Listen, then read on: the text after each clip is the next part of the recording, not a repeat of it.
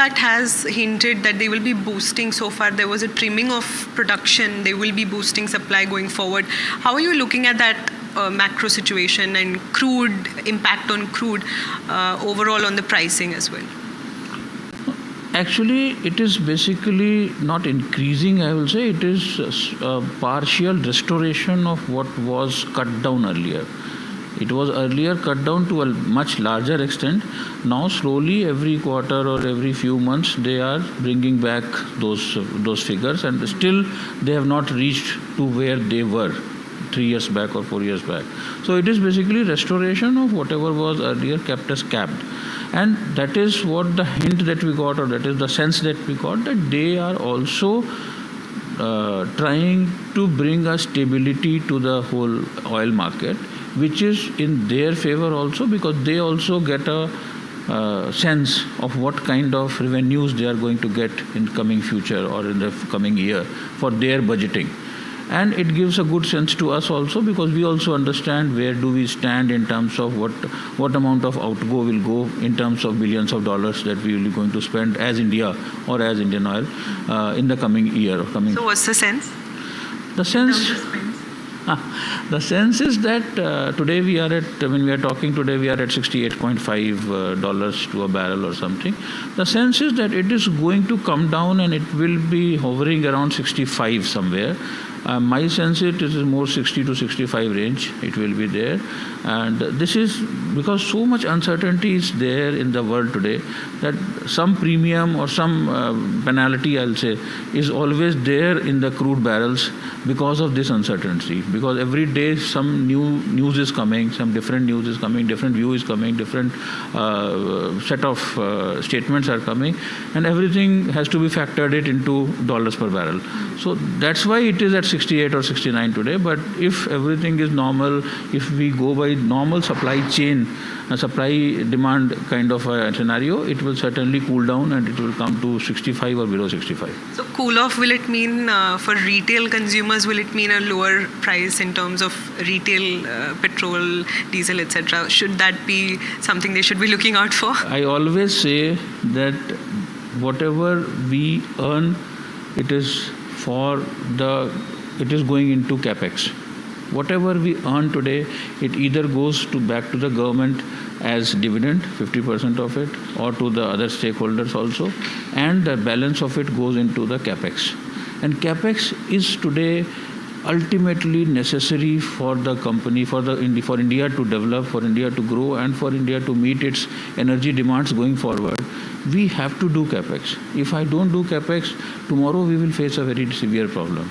So this whole thing, and then we'll also have to build in a scenario wherein anything can happen and tomorrow is another war starts. Because in the last 3 years, you have seen that 3, 4, 5 big wars have happened. Ukraine has happened, India-Pakistan has happened,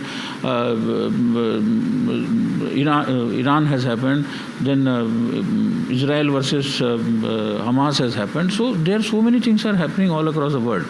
And everything again comes down to and puts its weight on the dollar per barrel. So we have crude dollar per barrel. So considering the situation currently, and Minister has also spoken very candidly this afternoon on US hinting at secondary sanctions and tariffs on Russian oil importing countries, and India is one of them. He has been pretty candid, but what is his guidance and message to OMCs as to what should be the contingency plan if that happens at all in the future, and its impact overall on your margins and so on and so forth? Now look, if the crude hovers at around this level, though it is not going to be, financially it is not going to be big whether Russian barrel comes or Russian barrel doesn't come. What Sir has said today, I was also there in that conference wherein Honorable Minister has given his statement, that whatever, it is not in our hands whether the secondary sanctions take place or not take place. That is not in our hands. We can only assess the situation, we can only prepare ourselves for the situation, and we can respond to the situation. So these are the three things which are there in our hand, and before responding we have our contingency plans. And the same thing was mentioned by Minister Sir also, that when Ukraine started or before Ukraine, we were importing only less than 1% of our crude basket was coming from Russia. So today, if Russian barrels stop coming, then again we have a template which we can go back to, and that too in a much better position, because at that point of time we were importing crudes from only 27 odd countries. Today we are importing crude from 40 countries. So we are in a much better position, and we have a template to fall back with or without Russian crude. So let me ask you this: since 2022, and what comes to my mind is a leader of an oil marketing company in India, so many challenges, right? You outlined so many of those challenges, and every time the contingency plan, there is a template set, of course, within the CMDs of all of these companies. How do you tackle this, and is the blueprint the same for all of these geopolitical issues, or do you play it by the ear? No, every time it is a new challenge. You have seen that last time, the latest one was when the state of Hormuz was at stake. And if the state of Hormuz is at stake, that has never happened in last 50, 60 years since oil has started flowing from the Middle East. So that was, and this time it was a much close to reality. Otherwise, it was never in question that it will go. So this was a different kind of a contingency, wherein we are getting LPG from there, we are getting crude oil from there, and the whole economy is surrounding it. But we had our contingency plans. We have friends in Middle East. They were very supportive of our cause, and even if anything would have, God forbid, if anything would have happened at Strait, we had our contingency plans in place, and we had some of our own strategic reserves also are there. We have the suppliers have their reserves in elsewhere in other locations also, and then there are other sources also which can very quickly jack up their crude. One thing I can very confidently say, that we will be totally abiding by whatever sanctions our government of India has agreed to put up by anybody, but agreed to government of India. If they are sanctions are honored, then those sanctions are to be honored in letter and spirit by Indian Oil also. And if Iran is sanctioned, to Iran is sanctioned. So there is no question about it. So there are no other. So which other options would be on your speed dial if these sanctions come into play? Russian sanctions, you mean? We can increase. We have quotas available in Middle East. We will increase from Middle East. We have Canada. We have US itself.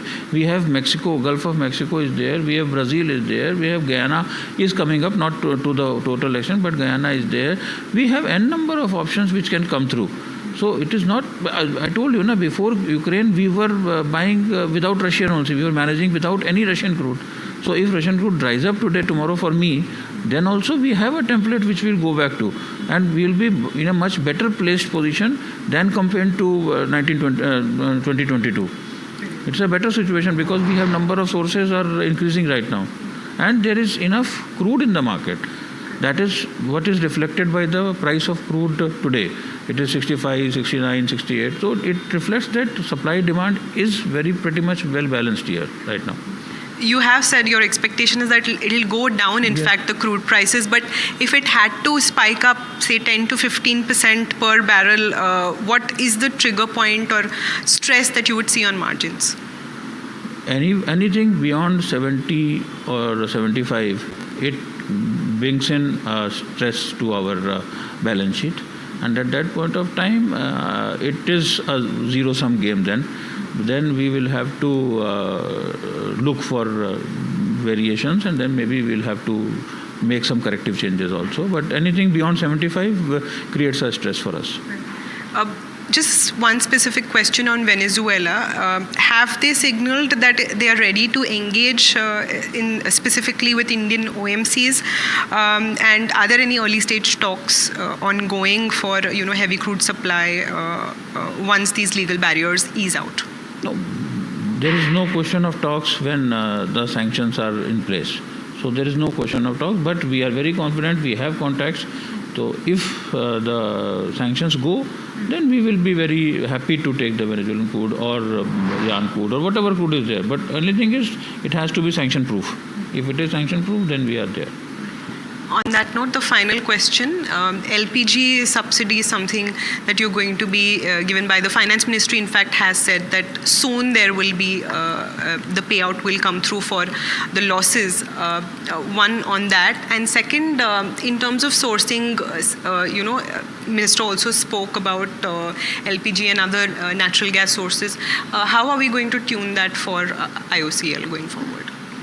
Regarding the makeup of the losses, yes, we have also got the indication that soon we will be given compensation for our last year's negative, which Any was. timeline on that? It is going, like what indication I have got is pretty soon.